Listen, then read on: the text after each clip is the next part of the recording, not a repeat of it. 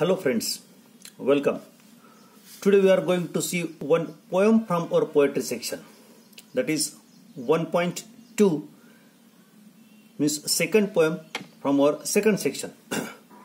The title of the poem is Indian Weavers and the poetess name is Sarojini Naidu. Sarojini Naidu is a great name. To talk about her or to tell something about her, I would say she was most influential woman. अतिशय प्रभावशाली असं व्यक्तिमत्व त्यांचं होतं. Patriot, देशभक्त होती. शी was a freedom fighter. देशाच्या स्वातंत्र्य लढ्यामध्ये त्यांनी खूप महत्त्वाचं काम केलं होतं. And also she was a poet. आणि ती फार सगळ्यात चांगली त्यांची म्हणजे वेगळी उल्लेखनीय अशी क्वालिटी म्हणजे she was a poet. She was title as nightingale of India. तिच्या त्या कार्यासाठी तिच्या त्या वर्कसाठी तिला इंडियाचं नायटिंगल असंही म्हटलं जात असे. First woman Miss Sarojini Naidu was the first woman president of National Congress. And one more thing I would like to tell you, she was the first woman governor of free India. Her work is great. Here we are concerned about her writing. Her writing is very simple and lucid. She tries to tell something important through her easy way, easy manner, we can say. In this particular poem, the poem that we are going to read right now, Indian Weavers, she talks about three different stages of life. What are the three important stages of life? That is the first, second and third. First stage is the stage of childhood. Second is youth or we can adulthood, and third stage is of course old age and ultimately death. Very nicely she has expressed all these three stages in her poem. That is the poem Indian Weavers. Indian weavers या नावामध्ये तिने अतिशय सुंदर अशा रीतीने या तिन्ही प्रकारच्या स्टेजेसवर प्रकाश टाकण्याचा प्रयत्न केला. In other words we can say that she has tried to tell us the reality of life. How life is. जीवन नेमकं कसं असतं, जीवनाची नेमकी वास्तविकता काय असते त्याच्यावर प्रकाश टाकण्याचा तिने या ठिकाणी प्रयत्न केला असंही आपल्याला म्हणता येईल. Life starts with a great enthusiasm. Then comes the second part of life, that is youth, where there are ups and downs, and in the final stage we become bit emotionless, calm, and ultimately we meet death. अशा प्रकारची ही poem आहे. बघूया poem मध्ये ती या गोष्टीला कोणत्या पद्धतीने एक्सप्रेस करते, कुठल्या रीतीने तिने या ठिकाणी तिला मांडण्याचा प्रयत्न केलेला आहे. Will see if you look so far as the structure of the poem, you will find that there are three different stanzas. Each stanza is of 4 line. वेगवेगळे 3 स्टांजाज आहेत आणि प्रत्येक स्टांजा 4 लाईनचा स्टांजा आहे. अशी ही पोएम आहे. The poem is in a dialogue form we can say, और we can say it is in form of a question answer. संवादाच्या रूपात आहे असं म्हणू आपण, किंवा प्रश्नोत्तराच्या स्वरूपात असं आहे असं म्हणू आपण. No in each stanza first 2 lines she raises a question and in the next 2 lines she tries to answer that question. प्रत्येक कडव्याच्या सुरुवातीला तुम्हाला असं दिसेल की ती एक प्रश्न उभा करते, विचारते, निर्माण करते आणि त्याच्यानंतर त्या प्रश्नाचं ती उत्तर देते. या ठिकाणी विवर्स असा शब्द वापरला आहे. In fact weavers symbolize human beings, mankind. विवर्सने आपण ह्युमन बिंग्स सिम्बलाइज केल्या जातं असं म्हणून आपण पोएममध्ये, आणि ते प्रत्येक पद्धतीने तशा पद्धतीने क्वेश्चन्स विचारून त्या प्रश्नाच्या उत्तराच्या रूपाने लाईफच्या 3 स्टेजेस क्लिअरली व्यक्त करण्याचा प्रयत्न करते. ते आपण समजून घेऊया पोएमच्या माध्यमातून कशा रीतीने ती एक्सप्रेस करते. फ्रेंड्स, मी तुम्हाला नेहमी सांगतो असतो की Wien ever you watch my video you must have your text books with you. That is very important. तुमचे पुस्तक तुमच्या समोर असले पाहिजे. पुस्तकात पाहूनच अनेक गोष्टी नीट समजतात, त्या समजून घेतल्या पाहिजे.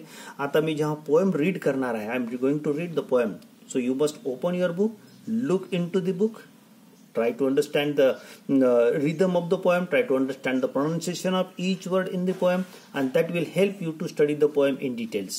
या सगळ्या गोष्टी आवश्यक आहेत, मगच तुम्ही पोएमला चांगल्या रीतीने अभ्यासू शकाल. विव्हर्स म्हणजे विणकर, आणि इंडियन विव्हर्स असा शब्द वापरला आहे. भारतीय विणकर असं म्हटलं आहे. भारतीय जीवनशैली असं ज्याला आपण म्हणूया त्या पद्धतीने सांगण्याचा त्यांनी प्रयत्न केलेला आहे.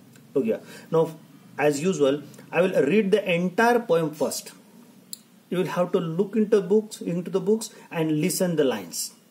Then we will talk about each stanza and each line in details. Okay, now look into the books. See, I am reading the poem now. Indian viewers. Weavers, weaving at break of day, why do you weave a garment so gay?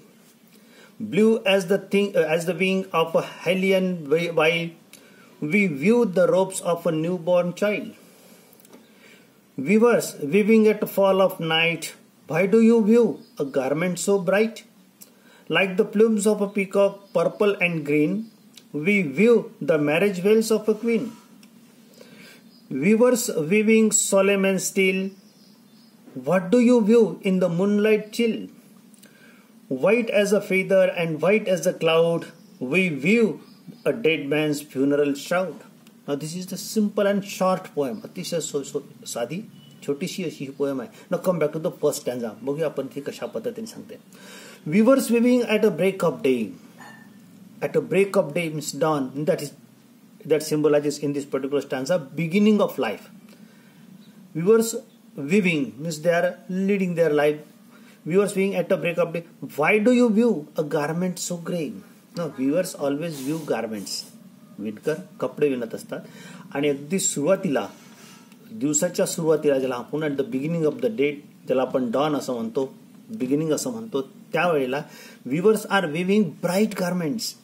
They are so colourful garments आणि त्यांना तसं विकताना आपण just question raise केलाय की why do you weave a garment so gay so bright so happy and full of freshness. What is the reply you see? Blue as the wing of a halcyon wild. How is the garment? It is blue and the colour blue indicates happiness. Blue as the wing of a Halian whale. Halian is a bird, a water bird we can say. It's a pankavla, or other term is kingfisher. त्या किंगफिशरच्या plumes means त्याच्या पंखाच्या त्याच्या फेदर्सच्या ठिकाणी उपमा देऊन तुम्ही म्हणतोय की तुमचं विव केलेलं क्लॉथ कसा आहे? It is as bright as the feathers of halcyon wild.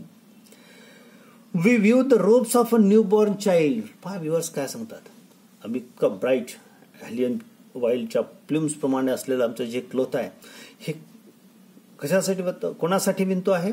We are weaving it for a new born child and we are weaving it in the form of a robes. Robes means loose garments that is worn by a child. लहान मुलाला जसे सैल कपडे घालून दिले जातात त्याला Rob शब्द वापरलाय. तो की आम्ही या ठिकाणी लहान मुलांचे रॉब्स तयार करतो आहे. And we are weaving it with bright colours blue. We are weaving it with happiness. See the new born baby, or you can say the birth of a baby, is a moment of celebration, is a moment of happiness, moment of full of hopes we can say, and that she has tried to indicate in the first stanza. पहिल्या स्टॅन्झा मध्ये तिने ते indicate करण्याचा प्रयत्न केलेला आहे.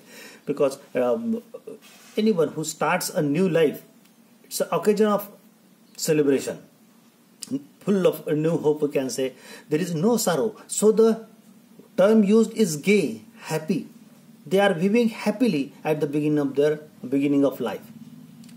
They are weaving the robes of a newborn child. This first stanza talks about the first stage of life, childhood. That is, we can call in other terms, beginning of life. या पहिल्या स्टॅन्झा मध्ये तो जीवनातल्या पहिल्या stage विषयी बोलतायत.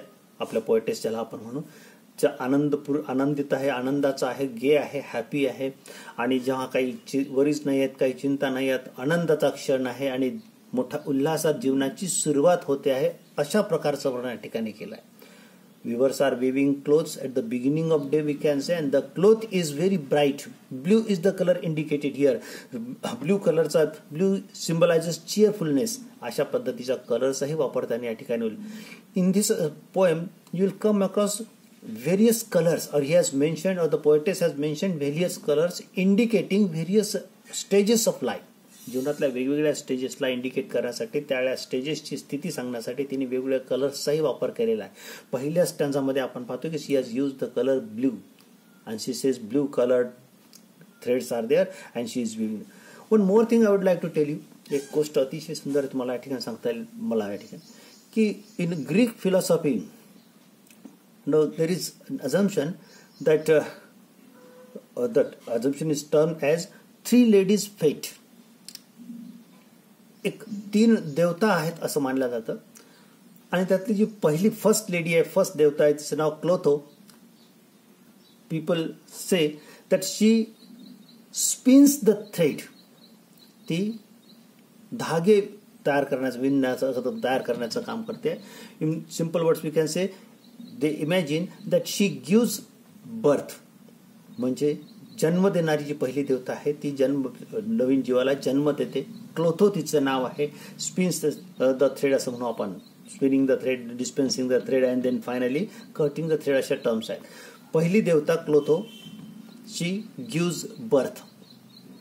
नंतर imagination असं आहे की देर इज अनदर लेडी, दुसरी देवता, दॅट इज लॅचेसिस.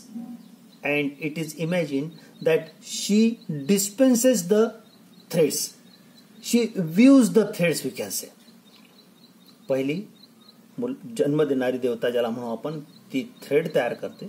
दुसरी जीवन देणारी देवता ज्याला आपण म्हणू, the goddesses that gives life we can say. She views the threads in a beautiful manner using different colours. वेगवेगळ्या कलर्सचा वापर करून त्या थ्रेड्सला ती वेगवेगळ्या पद्धतीने व्ह्यू करते, विणण्याचं काम करते आणि ती आहे लॅचेसिस. आणि म्हणून म्हटलंय की Clotho gives birth, Lachesis gives life and there is another lady, third lady, तिसरी देवता ज्याला म्हटलं जातं. ती काय करते? She, the name of that goddesses is, that lady is Atropos. Atropos cuts the thread. Clotho spins the thread, Lachesis views the threads and finally Atropos cuts the thread. Here it indicates that she gives death. She ends life. आणि ते शेवटची जी आहे ती जीवनाचा अंत करते, शेवट करते. अशा पद्धतीचं एक ग्रीक मायथॉलॉजी म्हणजे एक अझम्पशन आहे आणि त्याचा बेस कुठेतरी या पोएमला आहे असं आपण म्हणूया. ग्रीक मायथॉलॉजीचा बेस आहे आणि म्हणून तिन्ही स्टॅन्झामध्ये तिने तशा पद्धतीने कलर्सच्या माध्यमातून वेगवेगळ्या मूड्सचं इंडिकेशन केलेलं आहे आणि त्यातून आपल्या लाईफची वास्तविकता समजून सांगण्याचा प्रयत्न केला आहे. We have gone through the first stanza in which our poetess talks about childhood और we can say the beginning of life. Now let's come to the second one. Weavers weaving at fall of night. Now she changes the time also. Beginning of day means dawn means early morning. Now she talks about fall of night means late evening. सायंकाळच्या वेळेचं वर्णन या ठिकाणी करते आणि संध्याकाळी ते weavers पुन्हा विणताना तिला दिसतात. कसे विणतात आहे पहा. Weavers weaving at fall of night. Why do you weave a garment so bright? This time again they are weaving bright garment. And question is raised, why are they weaving such type of a bright garment? See the reply, see what is the explanation. Like the plumes of peacock, purple and green. Plumes of peacock, मोरांच्या पंखाप्रमाणे, मोर पंखाप्रमाणे. कसं आहे ते? Purple and green. Purple and green colour is used here in this particular weaving. The weaving which is going on at fall of night. संध्याकाळच्या वेळेला late evening मध्ये ज्या पद्धतीची